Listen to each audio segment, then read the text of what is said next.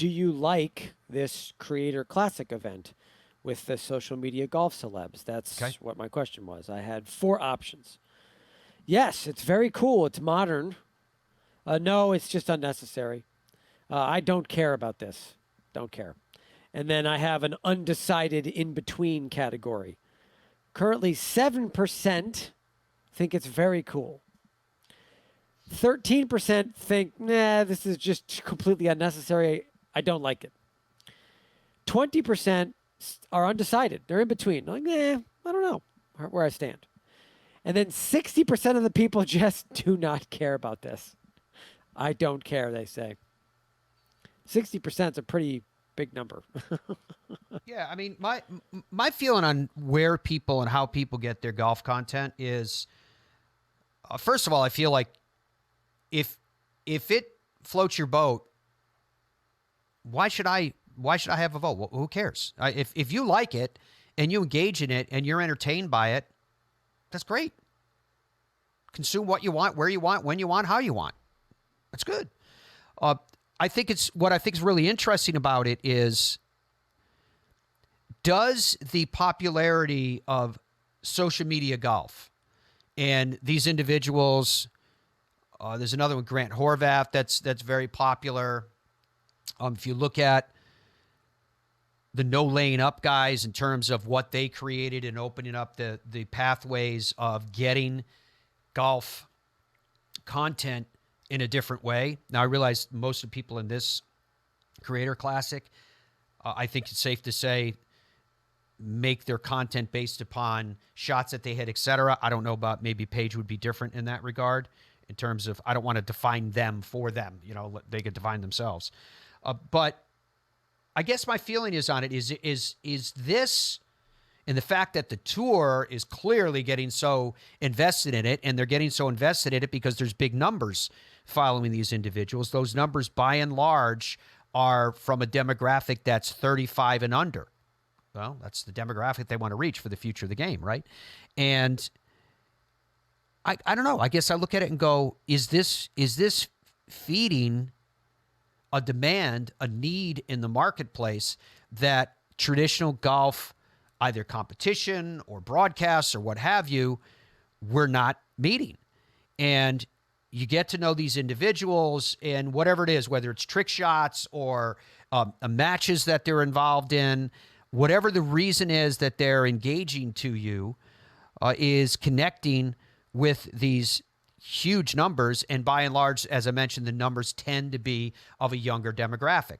And I have found when it comes to marketing, and the golf industry went through this in the last probably 3 to 5 years, where, particularly last 3, probably better definition, where sales were so robust, whether we're talking about tee times, destination resorts, golf equipment sales, particularly like golf ball sales, et cetera, that sales were so robust that you didn't only have to market to the people that are buying your premium product at full margin. Now you could start to market to the future of the game.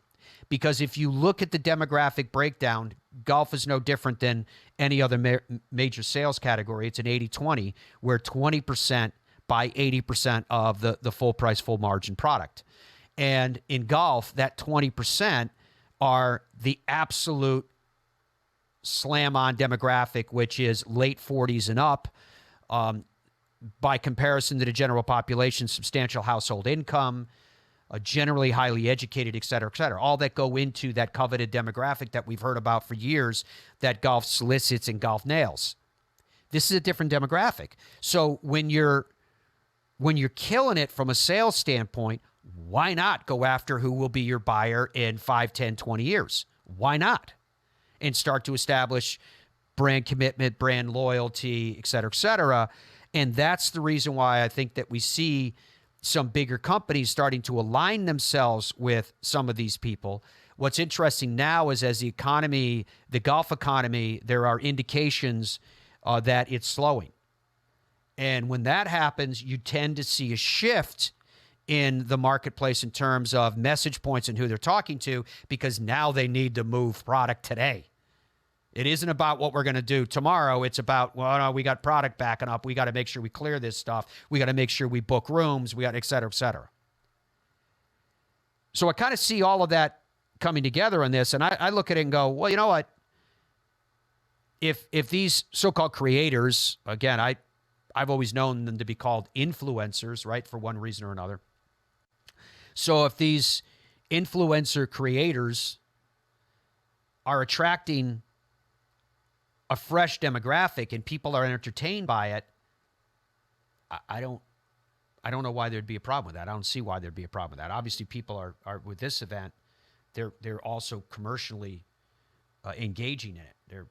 They're willing to say, yeah, this is something of interest. And this isn't the first event that's featured some of these people. Fat Perez, I've seen in a number of different things. I get a kick out of him. I think, again, I'm one of those who thinks this is if it's good for you, it's good for me.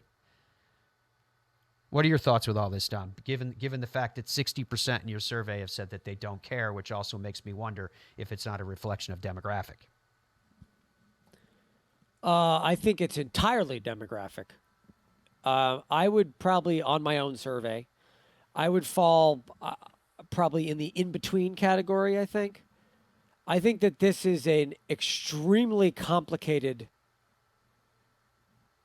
conversation, and I think this conversation is not about golf. I think this conversation is about generation and content consumption. The average person now, today, is watching their phone roughly 5 hours a day is screen time on your phone. That's the average person, all ages, across the board, right now. Now, of that time, roughly 3 hours of that, again, this is all ages, is watching videos. You're just watching videos on your phone. So if you're talking about how we consume our content, when it gets dicey and different and weird and good or bad, depending on how you look at it, is when that content is broken down. So, for example, based on the research that I had done when you were talking there, through Statista and a few other sources, the average person on TikTok, on Instagram, on Twitter or X is under 30. Essentially under 30. That's a vast majority of the users. And that group is when they're doom scrolling, right? The 3 hours I mentioned, we're talking about 1.72 seconds is like per video. That's what they're actually getting into their head. 2 seconds. Boom, boom, boom, boom, boom. Now, the average person in terms of age, right? More like our age group. Well, you and I are a little bit apart, but my age group watches on average about an hour or an hour and a half less of video time on my phone than the current generation, the younger generation. Okay. So the younger generation is consuming more, right, on their phone, a lot more than me, than you, than our parents, and they're consuming much faster. Now, the argument about whether that's good or bad is a complicated argument. And I think as you get older, you tend to be the guy on your lawn with the rake. And I will put myself in that category. I will go on record right now and say, I don't understand it. I'm not saying it's bad. I'm saying I don't understand it. For example, I have an 8-year-old son. My 8-year-old son loves Minecraft, which is some stupid video game that I don't understand. He likes watching other people play Minecraft on YouTube. He will sit, and we're a little strict with our kids in terms of screen time, so he's not watching a lot. But like, if we say you can watch a half an hour of TV today, he'll request, I want to watch this other person play Minecraft. I don't get it. I don't understand. Makes no sense to me. So I'm not saying it's bad, but it's just generational. It's so different. So when we're talking about specifically like this Creator Classic, I don't consume those videos. I'm a father. I have 2 young kids. I do this show. I'm very busy. I don't find it interesting to see 2 people that are amateurs that I don't know play a golf match for 2 hours on my phone. That doesn't interest me. I'm not saying it's stupid and it shouldn't be allowed. I think it's great. Like you said, you're engaging a younger group of people. That's great for golf. Long term, 100%. Totally support that. I don't get it. It's just not my jam. So that's why I would say I'm undecided. But I think another side of this is the last thing I'll say, Matt, statistically. And this is as of June.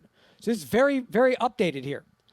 40% of all television now, all television, is done via streaming.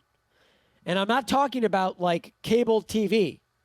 I'm talking about streaming. I'm talking about Netflix, Amazon Prime. I'm talking about Disney Plus. I'm talking about just watching stuff on YouTube, like you might be watching this program on YouTube right now. 40% of all usage now, as of last month, is that. 47% is cable and broadcast. So that is still majority, but streaming is starting to creep in here. So it's a very complicated discussion about content, not necessarily about golf. Yeah, but relative to golf in this event, you just put out a question of the day where 7% are all for it. Last time I asked, you can give us the current numbers, but the first one was all for it, unnecessary, undecided, or don't care. And you're putting yourself, see, I would put myself in the first category where I'm all for it. I don't see what this hurts. But you're putting yourself in the third category of undecided. If I don't mean to speak for you, I wrote undecided / in between, and that's where I would put myself. Yeah. Where are the numbers right now? I don't get it, but I think I understand why it connects with the younger folks. Yeah. I thought I was younger. I guess I'm old now. I am old now, apparently. You are kind of telling people to get off your lawn. I guess that the thing with me is that if it connects, it really doesn't, the why doesn't matter. If people are entertained, they're entertained.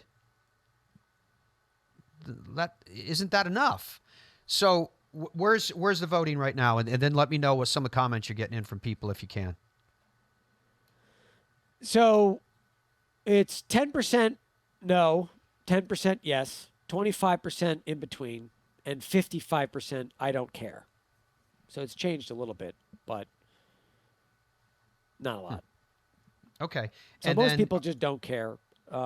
People, I think a lot of the comments I'm getting, I think a good example of that would be Keynesau wrote in, we are a bit tired of influencers, aren't we?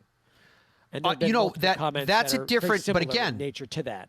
But that also goes to your broader discussion, because what we're seeing in marketing now is that people are starting to be less and less impressed with so-called influencers, where they look at someone and go, other than notoriety, I'm not talking about golf necessarily, I'm talking at large. Other than notoriety, do they have credibility or expertise in the particular field in which they are trying to impart to you a message of you need to engage in this product or service, right? That's where I was just recently reading an article on marketing, and they were talking about these influencers that are paid in the marketplace. And I've had the discussion with you guys before about very, very high level golf executives who have said to me that they don't have, it's very, very difficult. They don't have the ability to directly measure ROI, return on investment, for what they pay these influencers.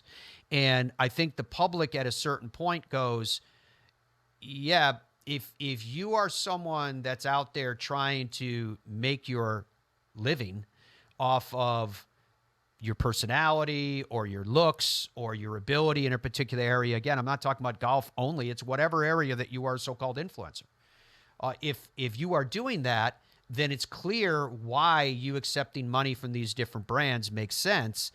But are you actually vested in that brand? Do you truly understand it? And is it the best option for the people that you're sending that message out to, your constituency? That's good old-fashioned, old-school marketing discussions, isn't it? So I do understand that. What else are you hearing from the people? No, Bob just wrote in and said, I'm with Dom. I'll watch it if nothing else is on. Oh, that's okay. So I guess it's another one of the undecided territory. I just, Yeah, but that's an open mind. That's someone I going. don't think it's well, rocket if there's not science, though. something else that really appeals to me that I know about, yeah, I'll give it a shot. I'm okay with that too. I don't think it's rocket science. There are 3 categories of golfers or brand building. There's the young people who might be consuming what we're discussing right now, who don't have families and don't have money. They are not spending money in golf, full stop. Well, it's now. an investment. However, it has to be they viewed might, as an investment yes. in the future. In 10 or 20 years, they might be. Correct. I think there's the middle group, which is me, right? I'm 40. I've got young kids. I'm very busy. I love golf. I consume golf. I spend a little bit in golf. I'd like to spend more, but I don't have time, and I'm still young. So I can't do as much as I would like to do. And then you've got the guy watching right now at his country club who's 62, who is semi-retired, who is spending. He's buying new irons. He's buying new drivers. He is absolutely spending product. But I'm pretty confident that that person is not watching any of the stuff we're talking about. He is watching the FedEx Cup playoffs right now. That's what he's consuming. And he's buying irons every 6 months. And that's the 3 categories. I don't think it's rocket science. That's who consumes golf. You're chasing the future. You've got people who are like me, who are committed, but only as committed as I can be. I'm young and I've got kids and I'm busy. And then you've got people who are fully committed in spending and have the money to spend and do it. I mean, is this rocket science? No, the latter part of what you said is the reason why golf has been able to be as prominent as it is in terms of advertising revenue and who it reaches because of that coveted demographic. It reaches the demographic of the guy that you described as being at a country club that can buy the car that he wants. He can travel where he wants to go, he or she, it should be. They have the disposable income to do what they want to, and they do it. And that's the reason why the finance companies, particularly luxury automobiles, all of these companies, Rolex with their association with the game of golf on so many different levels, they're trying to reach that demographic because golf as a vehicle is a very, very powerful way to do it. All I'm saying is that we may be seeing right before our eyes another demographic in the game of golf that is being reached through this programming and through this entertainment, through these personalities, influencers, creators, as they're being called in this context. And it's finding an audience. And I'm not disputing, you're right, the audience is young. And so if you look at it and go, hey, I get it, like the television networks are all, the elixir is to get that audience. They all want that audience. However, the people who pay to advertise on all these programs, yeah, obviously they're interested in the future of their brand, but they're also going, you know what? It's not my job to make sure that I finance your future growth, being TV or whoever it is, whatever media entity it is. I need to sell my product or service right now, or I'm not going to be around in 10 or 20 years when we've helped you guys build this audience that we funded.